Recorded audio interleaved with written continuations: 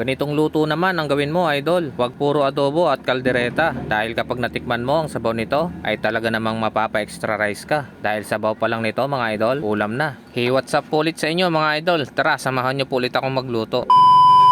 Meron nga po pala ako nabili, 1 kilong ulo ng baboy na medyo malaman-laman ng kaunti mga idol. Nagkakahalaga po yan ng 150 pesos. O ayan, flex pa more, nahulog pa tuloy. Pero sabi nga nila, pwede pa yan dahil wala pang 1 minutes.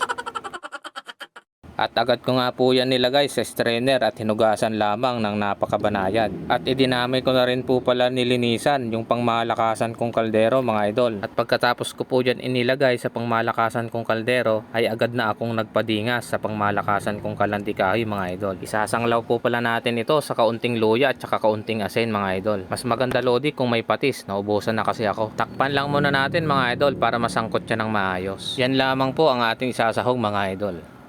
At kapag lumabas na yung kaunting mantika, sinyalis na nasanglaw na yan mga idol. Pwede rin itong igisa mga idol, pero mas gusto ko yung natural na lumalabas ang mantika. Nakatipid ka pa. Lalagyan na natin ng tubig mga idol para palambutin. Takpan po ulit natin. At habang pinapalambot natin yung karne mga idol, i-prepare na rin natin yung mga kakailanganin natin. Bali repolyo at saka saba at tanglad lang po yung gagamitin natin dyan mga idol. Pechay Bagyo, Pechay Tagalog, pwede rin po dito mga lodi. At yung nakuha ko nga mga reject yan mga idol ay ipinakain ko nga muna sa mga alaga naming mga rabbit at naku, tuwan-tuwa naman talaga sila. Inilagay ko na rin po pala dyan yung tanglad at yung paminta na buo mga idol para mas lalong bumango. Lumipas nga ang 30 minutes mga idol at sa wakas at malambot na rin. Ilalagay na rin natin yung saging na saba. Pwede rin po yung patatas dito mga idol kung ayaw nyo ng saging. Para sa akin kasi, mas malinamnam ang sabaw kapag may saging na saba. Lalo na kapag nasobran sa luto yung saging, ay talaga namang sabaw pa lang mga idol, ulam na. Isinabay ko na rin po pala dyan yung repolyo mga idol. At para mas lalong manuot yung lasa, magdadagdag tayo ng pork cubes na 1 piraso mga idol. Bago ko nga nilagay yung repolyo dyan mga idol, ay sinit aside ko nga muna yung karne at saka yung saging. Dahil hindi rin kasya sa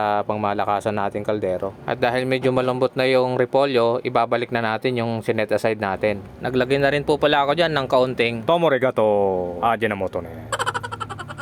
at yung sili na haba mga idol, dagdag aroma rin yan. At kung nailagay na natin yung mga pampalasa, lalasahan na natin ito mga idol kung pasok na ba ito sa ating panglasa. Yun o, swabing-swabe yung lasa. Mas okay pa sa alright. At kung nagustuhan mo po itong niluto ko mga idol, pakipusuan naman po. Pa-share na rin at pahit ng follow. Pa-comment na rin sa baba mga idol kung anong lugar ka para naman malaman ko kung saan nakakarating itong niluluto ko. Maraming salamat po. See you po ulit sa next vlog ko mga idol. God bless you all. Attack na mga idol.